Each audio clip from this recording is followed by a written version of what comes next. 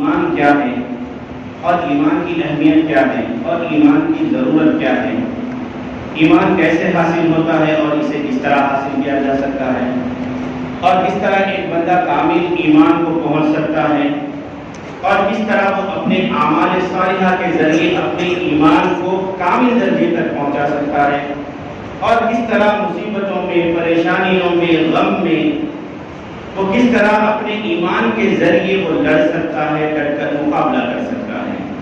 قرآن مجید میں رب تبارک و تعالی ارشاد فرماتے ہیں وَلَا تَحِنُوا، سستی نہ کرو، وَلَا تَحْزَنُوا، غم نہ کرو، وَأَنْتُمُ الْأَعْلَوْنَ، تم ہی غالب ہوگے اگرچہ کہ تم ایمان والے ہو۔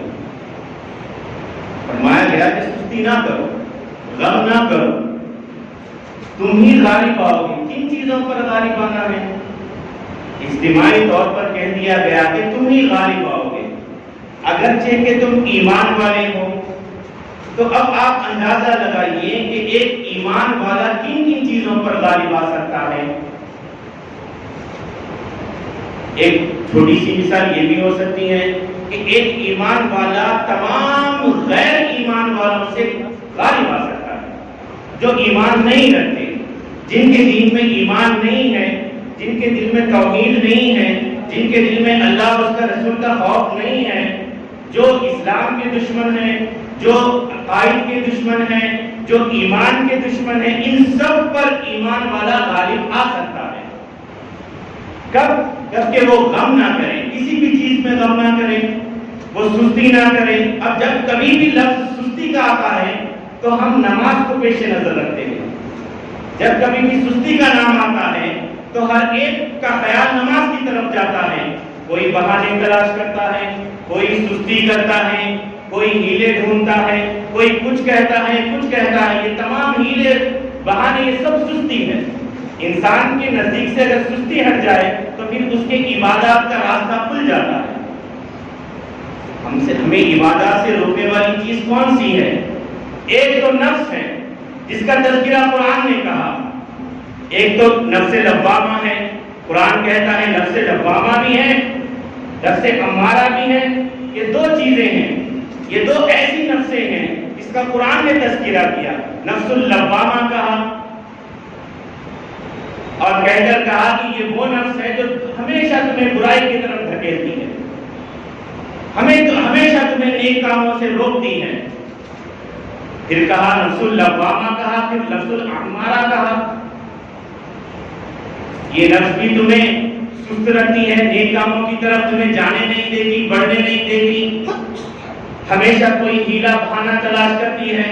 جب بندہ مومن ان دونوں چیزوں کو اور ان نفس لوامہ اور امارہ کو، ان دونوں کو ترک کر دیتا ہے تو اللہ تبارک و تعالی ارشاد فرماتا ہے اس کے بعد اس کا نفس کس طرف جاتا ہے؟ نفس المطمئنہ کی طرف جاتا ہے۔ وہ نفس جو مطمئن ہے، ہر حال میں اللہ کی طرف رجوع ہے، ہر حال میں وہ سستی نہیں کرتی اور ہر چیز میں اللہ تبارک و تعالیٰ سے مدد مانگتی ہے۔ تو یہ نفس ہے۔ اب جب سستی کا بات آئی تو ہم نمازوں کو غور کریں گے، اور غم کا بات آئی جب بھی ہم غم کے بارے میں، کئی غم انسان کو گھیرے ہوئے رہتے ہیں۔ ایک مال کا غم رہتا ہے، ایک اولاد کا غم رہتا ہے، مال کے نقصان کا غم رہتا ہے، سواری کے نقصان کا غم رہتا ہے، تجارت میں نقصان کا غم رہتا ہے، نہ جانے کئی غم رہتے ہیں۔ کیا کبھی کسی مومن کو ایمان چلے جانے کا غم بھی ہے؟ کیا وہ کبھی یہ غم کرتا ہے کہ قبر میں میرا حال کیا ہوگا؟ کبھی وہ یہ بھی غم کرتا ہے کہ حشر میں میرا حال کیا ہوگا؟ کبھی اس پر اس نے غم کیا ہے؟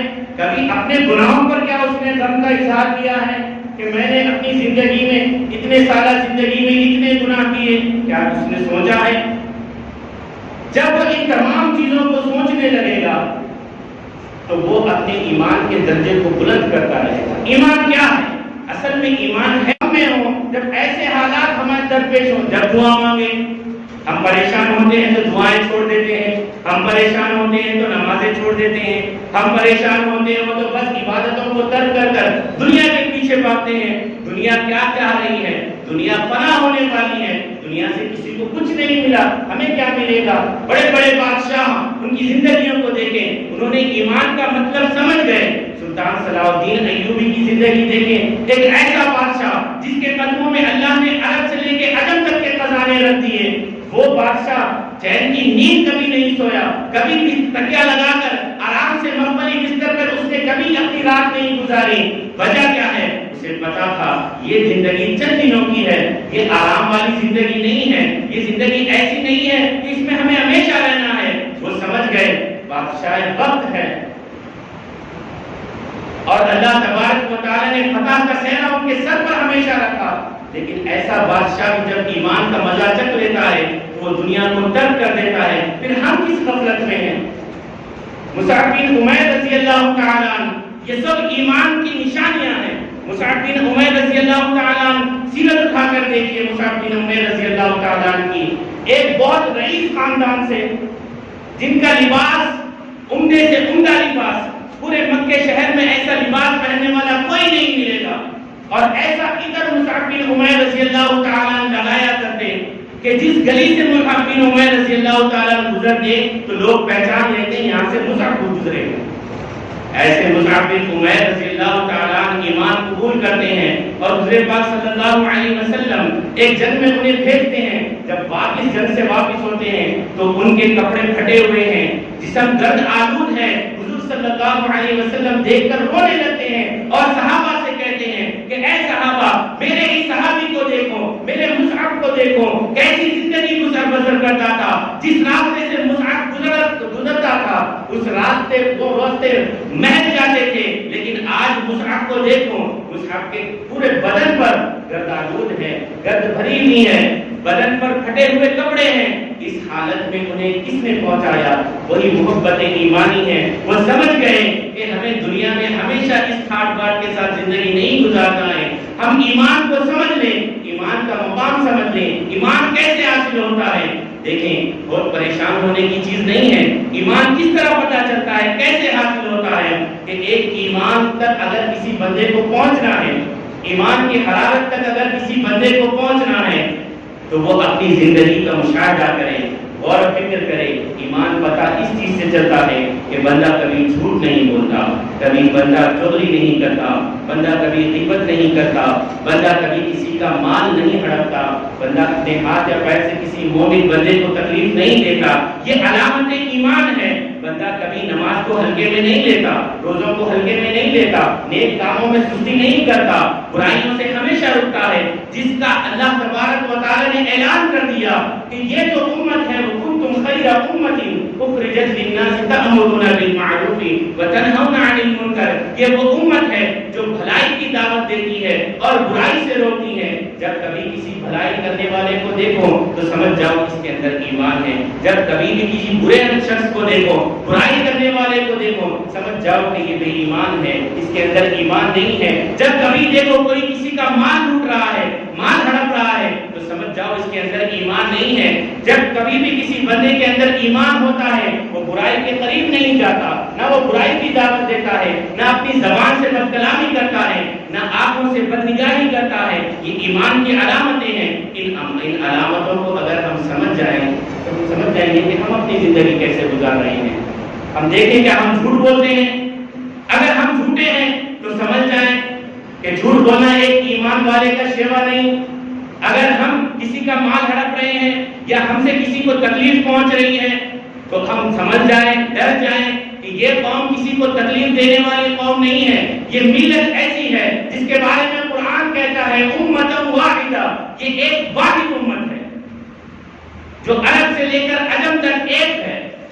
یہ دنیا کے کسی بھی ممالک میں ہو یہ ایک ہے۔ ایک ہی مثال ایک مضبوط درخت جیسی ہے، اگر اس کا بوسہ بھی ایک تنا ٹوٹ جائے، ایک ڈالی ٹوٹ جائے تو جڑ کو تکلیف ہوتی ہے۔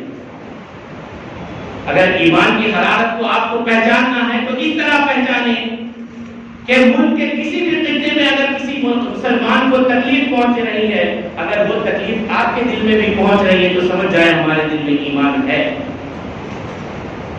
یہ نہیں کہ کئی مسلمانوں کو قتل کیا گیا، ہم بے فکر بیٹھے ہیں اور یہ سوچ رہے ہیں کہ ہمیں کیا ہوا، ہم تو مزے میں ہیں۔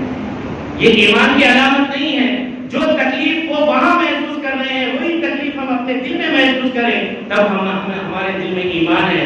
اگر ایسا نہیں ہے تو اللہ سے دعا مانگے کہ اے پاک پروردگار عالم ہمارے دلوں میں ایمان کی روشنی کو پیدا فرما، اے پاک پروردگار عالم ہم نے جو خطائیں کی ہیں، جو گناہ کی ہیں، جس کی وجہ سے ہمارا دل زنگ آلود ہو چکا ہے، اے اللہ ہمارے دلوں کے زنگ کو دور عطا فرما، کفار کی چالوں کو سمجھنے والا بنا دے، اے پاک پروردگار عالم مسلمانوں کو عزت عطا فرما، مسلمانوں کو رتبہ عطا فرما، اے پاک پروردگار عالم مسلمانوں کو قرآن سے رشتہ جوڑنے کی توفیق عطا فرما، سنت سے رشتہ جوڑنے کی توفیق عطا فرما، ہر گھر میں اے پاک پروردگار عالم اسلامی شریعت کو نافذ کرنے کی توفیق عطا فرما۔ اب آپ غور کریں، چھوٹی سی بات ہے کہ ہم چاہتے ہیں کہ دنیا بھر میں اسلام کا نام ہو، ہماری نیت تو یہی ہے، ہماری فکر بھی یہی ہے کہ ہر خطے میں، ہر ملک میں اسلام کا پرچم بلند ہو۔ اسلام کا پرچم بلند ہونے کا مطلب یہ ہے کہ انصاف بلند ہونا، عدل و انصاف کا قائم ہونا، کیونکہ دنیا میں کوئی ایسا مذہب نہیں ہے جتنا پاک اور صاف مذہب مذہب اسلام، اس میں آپ کو ہر چیز ملے گی، قانون ملے گا، شریعت ملے گی، لوگوں کا حق نہیں مارا جائے گا، لیکن یہ تمام چیزیں دوسرے مذاہب میں آپ کو نہیں ملے گی۔ لیکن ہم یہ دعا کرتے ہیں کہ اے پاک پروردگار ساری دنیا میں اسلام کا پرچم بلند فرما، تو اس کا مطلب یہ ہے کہ اے اللہ ساری دنیا میں امن قائم فرما، یعنی امن دینے والا مذہب مذہب اسلام ہے۔ اب غور کریں یہ کب ہوگا؟ یہ اس وقت ہوگا جب ہم اپنے 5 اور 6 فٹ کے یہ جو بدن اللہ نے ہمیں دیا ہے، اس پر ہم شریعت کو لاگو کر لیں۔ پہلے ہم یہ تمام چیزوں کو اپنے بدن پر لازم کر لیں، یعنی اللہ نے جو ہمیں یہ بدن دیا ہے، یہ جو سوچ دی ہے، یہ جو عقل دی ہے، یہ جو ہمارا گھر ہمیں عطا فرمایا، جس کے ہم نگران ہیں، سرپرست ہیں، چھوٹے سے گھر میں تو پہلے شریعت کو لاگو کر لیں، پہلے اسلامی ماحول کو اپنے گھر میں تو پیدا کریں۔